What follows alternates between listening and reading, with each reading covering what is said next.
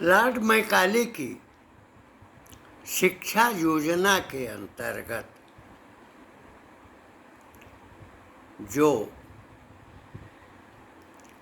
अंग्रेजी शिक्षा व्यवस्था का मूल स्वरूप परिवर्तित करने का प्रयास हुआ, उसमें प्राथमिक रूप से लॉर्ड डलहौजी जो विस्तारवादी दृष्टिकोण का था, उसके शासनकाल में 9 लाख रुपए की धनराशि मैक्स मूलर को दी गई थी, जो जर्मनी का नागरिक था।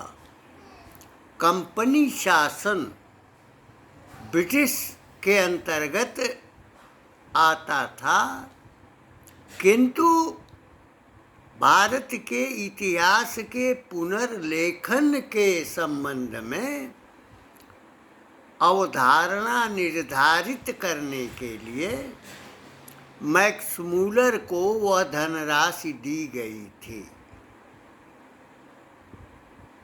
उस धनराशि के द्वारा उसने वैदिक, पौराणिक और औपनिषदिक परिवेश का भिन्न भिन्न रूपों से अध्ययन करने के लिए और लिखने के लिए अवसर दिया। डी कोरी के द्वारा कलकत्ता में ग्रामर स्कूल स्थापित किया गया था और उसके अनंतर काशी में पाठशाला जय नारायण घोषाल की स्थापना हुई थी। उस कालखंड में अंग्रेजों के द्वारा जो भाषा पढ़ाई जाती थी, अंग्रेजी पढ़ाई जाती थी, उनके जो शिक्षक थे, जो विविध साहित्य हमारी परंपरा के थे, अध्ययन के लिए उसकी अपरिहार्यता थी। जैसे हमारी जय नारायण पाठशाला जय नारायण घोषाल में पुराने इतिहास की शिक्षा दी जाती थी। पुराने इतिहास विषय के रूप में पुराणों का ही वर्णन रहता था इतिहास क्रम में।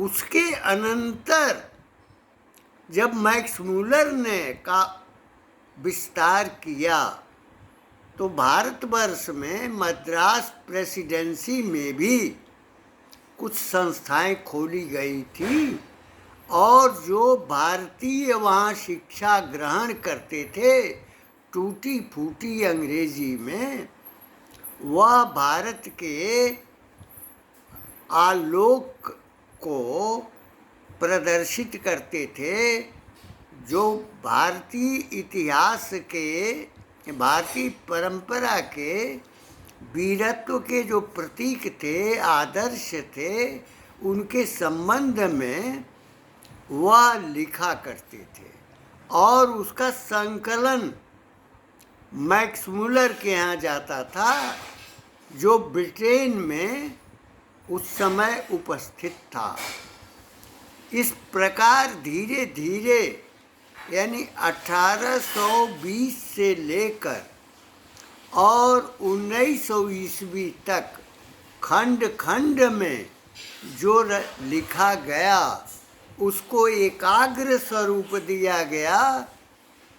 जो विद्यार्थी प्राथमिक स्तर के थे, जो मिडिल स्कूल के अंतर्गत थे या हाई स्कूल के अंतर्गत थे, उनके लिए क्रमबद्ध एक शिक्षा का इतिहास बनाया गया और पाठ्यक्रम में उसके छोटे छोटे अंशों को एकान्वित करके और 1909 ईस्वी में वह पाठ्यक्रम इतिहास का लागू किया गया।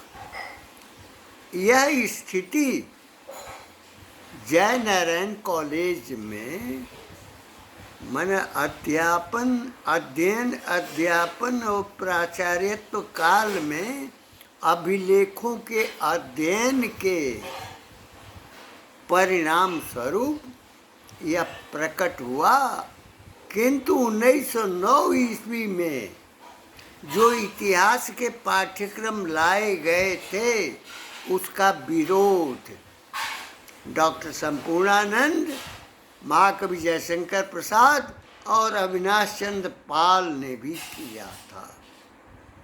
अपनी रचनाओं में इन तीनों लोगों ने इतिहास के निर्धारण के लिए और उसके शिक्षण की व्यवस्था का उन्होंने विरोध किया था। उसी कालखंड में सिकंदर के आगमन की भी कल्पना की गई थी, क्योंकि यूरोप के अंतर्गत ही यूनान आता था और यूरोपियन जो भाव है गौरव का, उसको व्यक्त करने के लिए एक ही व्यक्तित्व था जो यूनान की किंवदंतियों में था, जनश्रुतियों में था।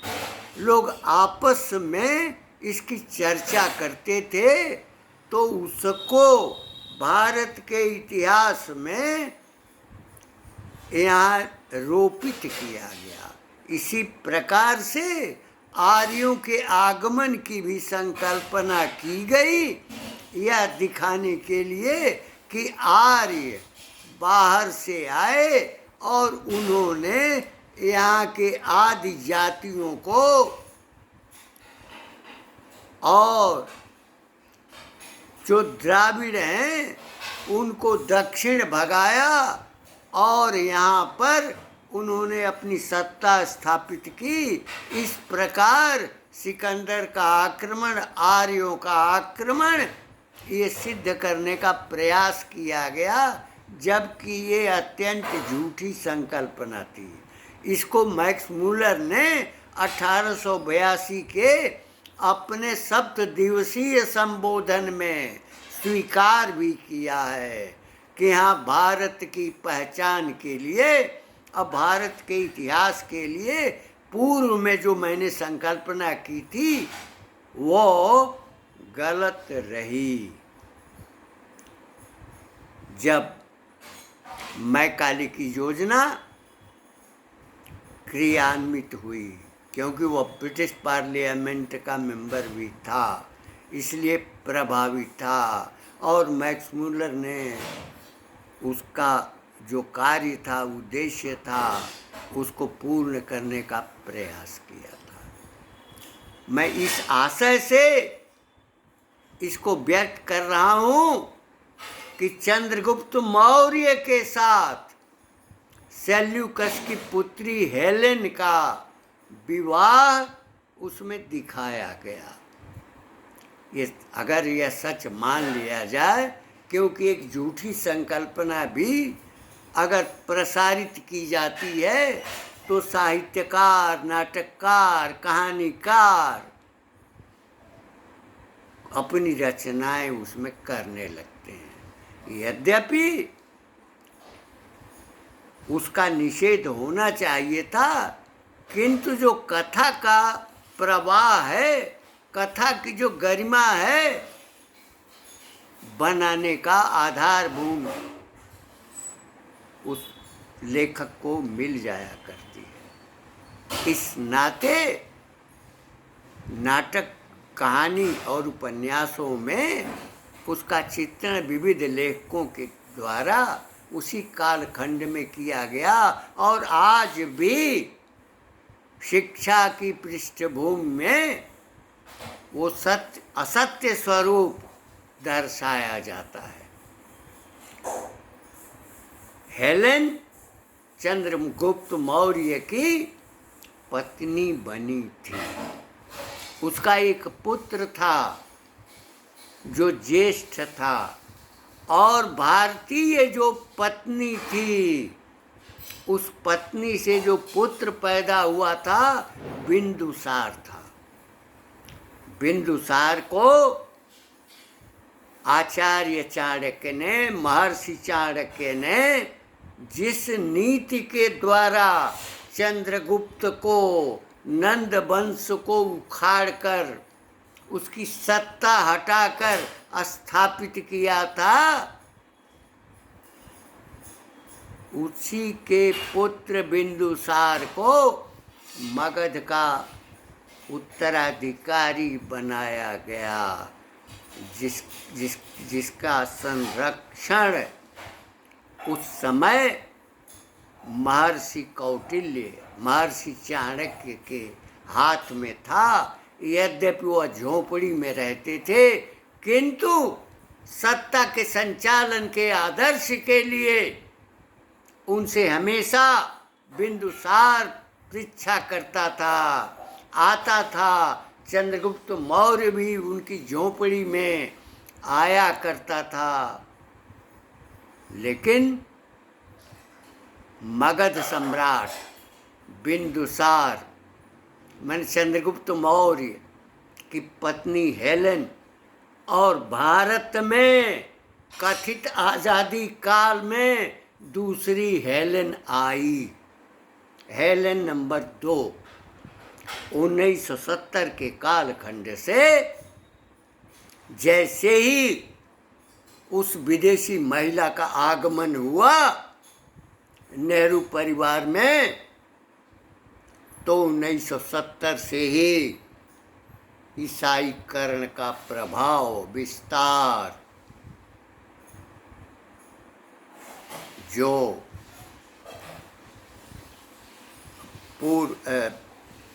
पूर्वोत्तर जो भाग है, जिसमें असम है, मणिपुर है, त्रिपुरा है, अरुणाचल है, नागालैंड है, मिजोरम है, उसमें पूरा उसका विस्तार हुआ और फलस्वरूप राष्ट्रीय स्वयंसेवक संघ के प्रांत प्रचारक वहाँ पर भेजे जाने लगे। 90% ईसाईकरण उस खंड का हो गया, क्योंकि सत्ता का प्रभाव था, शासन का प्रभाव था, शासन का संरक्षण था, और जो मिशनरीज हैं वो पूर्वोत्तर में पूरा आधार पाते चले गए। आज का परिवेश राष्ट्रीय स्वयंसेवक संघ के योगदान से, उसकी कर्मनिष्ठा, उसके त्याग से थमा, किंतु उतना अस्थायित्व तो नहीं पा सका, फिर भी नियंत्रण में रहा। वर्तमान हेलेन जो भारतवर्ष की है, उसने केवल पूर्वोत्तर ही नहीं, पूरे भारत में ही यूरोपीय संस्कार, यूरोपीय भावना का विस्तार करने की लालसा उसके मन में सदा बनी रही।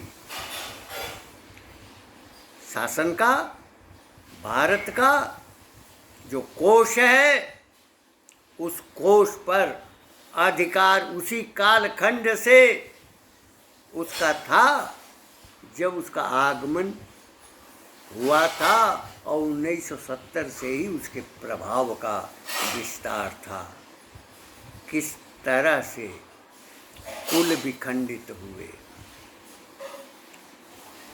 भारत का परिवेश विखंडित हुआ, भारत के संस्कार विच्छिन्न हुए।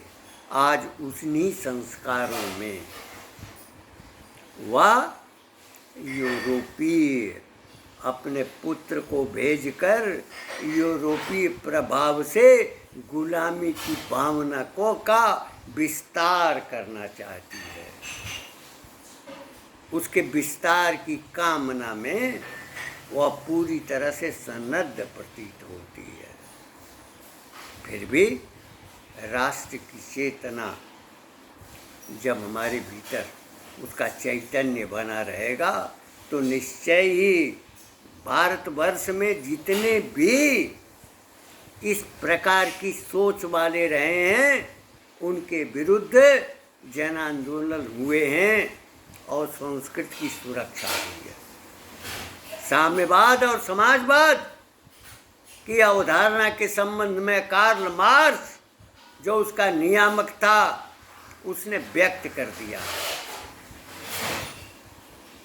भारत में साम्यवाद और समाजवाद यानी कार्ल मार्क्स की योजना के अनुसार वो सफल नहीं हो पाया, क्योंकि जो भारतीय परिवेश है, भारतीय जो संस्कार है, भारतीय जो परंपरागत दर्शन है, चिंतन है, उसकी धारा है, उसका प्रवाह है, उस प्रवाह के कारण आक्रांताओं ने बराबर उसको उच्छेदित करने का प्रयास किया, किंतु अपनी अवशिष्ट जो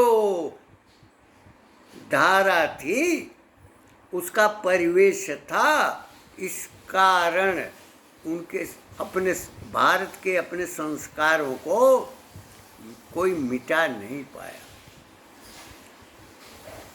यह प्रयास मुस्लिम आक्रांताओं ने भी किया, यूरोपीय आक्रांताओं ने भी किया, और 1944 या 45 के द्वितीय विश्व युद्ध के समापन के बाद अमेरिका विशेष रूप से प्रभावित रहा, और विभाजन के बाद जिसने पाकिस्तान को पूरा आश्रय दिया, आज बांग्लादेश को भी जिसने विभाजित किया, क्योंकि वह एक व्यवहारवादी देश है। जॉन डीवी का बिहेवियरिज्म जो दर्शन है, उस दर्शन का अनुपालन करने वाला देश है। जिससे मतलब निकलता है उसको वो दोस्त मानता है, जिससे मतलब नहीं निकलता उसको वह दुश्मन मानता है। भारत अपने स्वरूप में, अपने परंपरागत परिवेश में, अपनी दार्शनिक पृष्ठभूमि में, अपनी पारंपरिक पृष्ठभूमि में जब भी स्मरित होता है तो आक्रांताओं का जो प्रभाव है, विस्तार है, वो समाप्त होता है। मार्क्सिज्म, सोशलिज्म भारत में पनप नहीं पाया, किंतु कुछ उसके लोभ की प्रवृत्ति वाले जो सोशलिज्म का झंडा उजागर करते हैं, वे भारत के समूह को, समाज को, उनके समवेत रूप को खंड खंड में बांटना चाहते हैं, और वह हेलेन के दूसरी हेलेन के पुत्र भी उसमें सहभागिता में हैं। इसी नाते जो तमिलनाडु का मुख्यमंत्री है, वह सनातन को डेंगू, मलेरिया का नामकरण भी किया, क्योंकि उसी नंबर 2 हेलेन की परंपरा में ही वह भी धर्मांतरित हुआ है। भारत को अगर बचाना है, भारतीय संस्कृति को अगर बचाना है, उसको संरक्षित करना है, तो निसंदेह भारतीयता के दृष्टिकोण को, उसके शास्त्रीय प्रवाह को अपनाना होगा, संस्कारों को उत्पन्न करना होगा, उसको विस्तार देना होगा, तभी भारत बचाया जा सकता है। क्योंकि जिस कालखंड में इंडिया नाम दिया गया था, यानी जिलों के नाम बदलते हैं, नगर के नाम बदलते हैं, यही काम आक्रांता मुस्लिमों ने भी किया था। हमारे भारत के जो नगर हैं, उनके नाम बदले थे तो यूरोपीय सत्ता के प्रवाह में यूरोपियनों ने भारत का ही नाम बदल दिया। भारत की पहचान मिटाने का वह कारक था।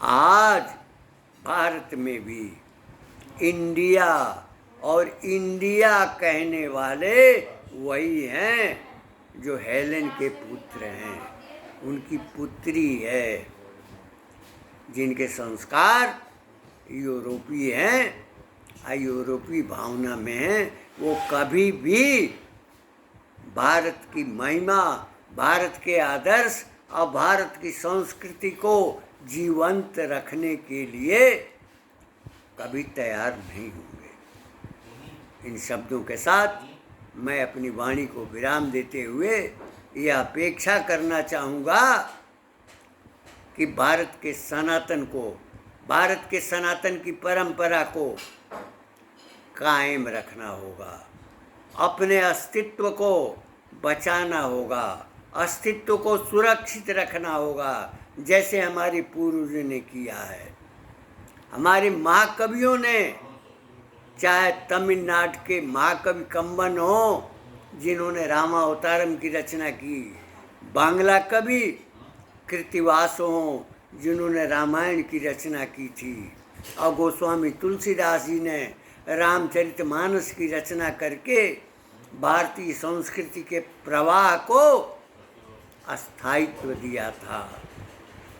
इसी प्रकार से हिंदी साहित्य में भी महाकवि मैथिली शरण गुप्त, महाकवि अयोध्या सिंह उपाध्याय हरिऔध, राम नरेश त्रिपाठी जी, महाकवि जयशंकर प्रसाद, महाकवि श्याम नारायण पांडे, राष्ट्र कवि रामधारी सिंह दिनकर, गोपाल शरण सिंह नेपाली की राष्ट्र भावना और राष्ट्रबोध